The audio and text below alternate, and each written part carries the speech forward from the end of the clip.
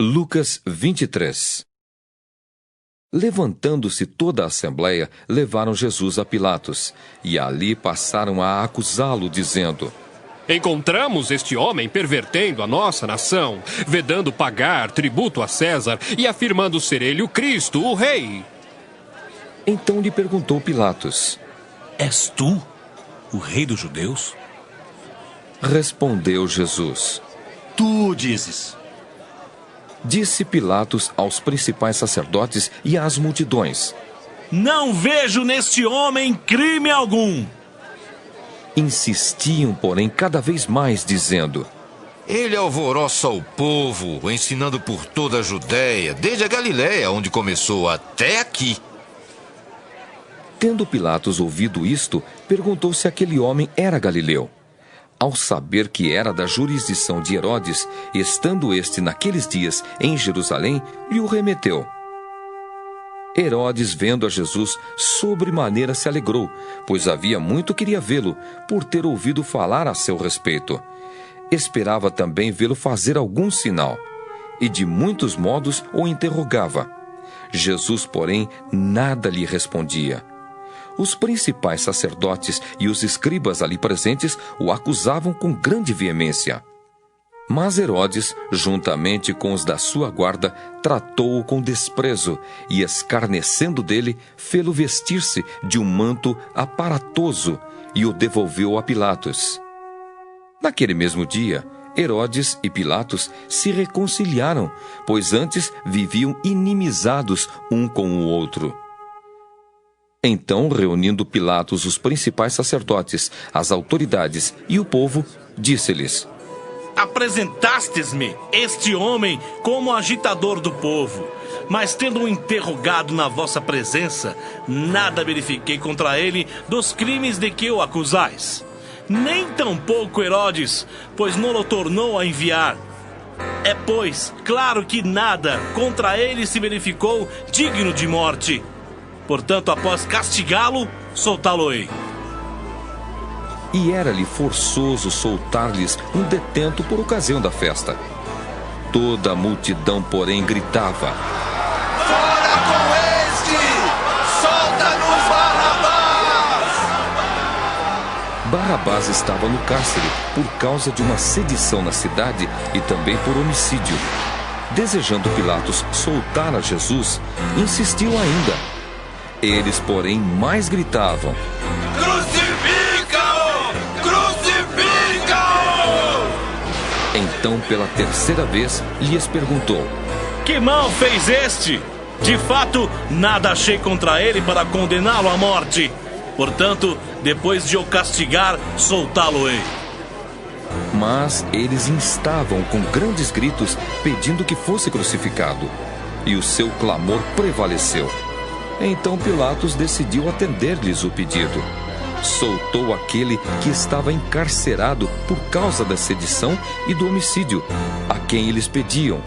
E quanto a Jesus, entregou-o à vontade deles. E como o conduzissem, constrangendo um sirineu chamado Simão, que vinha do campo, puseram-lhe a cruz sobre os ombros, para que a levasse após Jesus.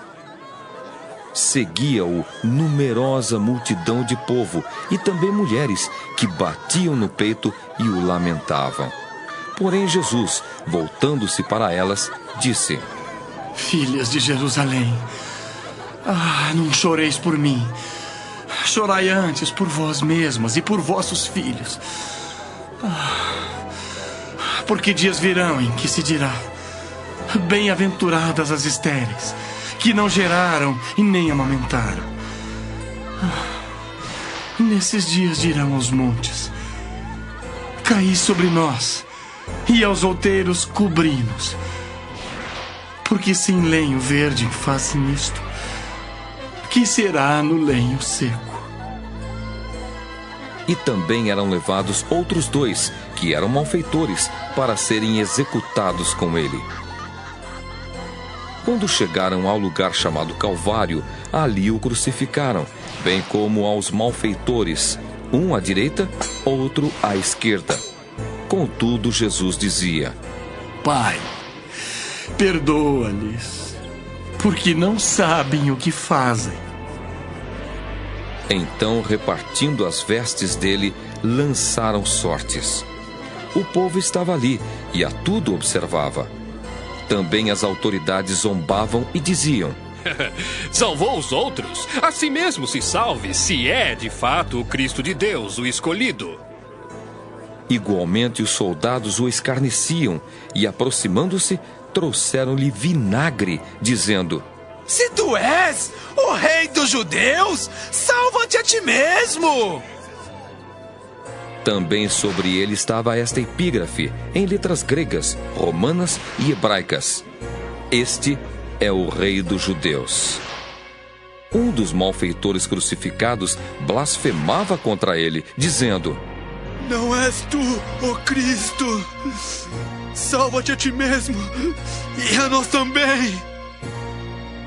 Respondendo-lhe, porém, o outro repreendeu-o, dizendo: Nem ao menos temes a Deus, estando sob igual sentença.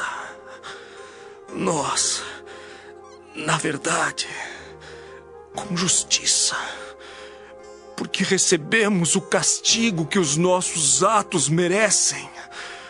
Mas este nenhum mal fez. E acrescentou: Jesus, lembra-te de mim quando vieres no teu reino. Jesus lhe respondeu: Em verdade te digo que hoje estarás comigo no paraíso. Já era quase a hora sexta, e escurecendo-se o sol, houve trevas sobre toda a terra até a hora nona. E rasgou-se pelo meio o véu do santuário. Então Jesus clamou em alta voz: Pai, nas tuas mãos entrego o meu espírito. E dito isto, expirou. Vendo o centurião o que tinha acontecido, deu glória a Deus, dizendo: Verdadeiramente, este homem era justo. E todas as multidões reunidas para este espetáculo, vendo o que havia acontecido, retiraram-se a lamentar, batendo nos peitos. Entretanto, todos os conhecidos de Jesus e as mulheres que o tinham seguido desde a Galileia permaneceram a contemplar de longe estas coisas. E eis que certo homem, chamado José, membro do Sinédrio, homem bom e justo, que não tinha concordado com o desígnio e ação dos outros, natural de Arimateia, cidade dos judeus, e que esperava o reino de Deus, tendo procurado a Pilatos, pediu-lhe o corpo de Jesus, e tirando-o do madeiro, envolveu-o num lençol de linho e o depositou num túmulo aberto em rocha, onde ainda ninguém havia sido sepultado. Era o dia da preparação e começava o sábado. As mulheres que tinham vindo da Galiléia com Jesus, seguindo, viram o túmulo e como o corpo fora ali depositado. Então se retiraram para preparar aromas e bálsamos. E no sábado descansaram, segundo o mandamento.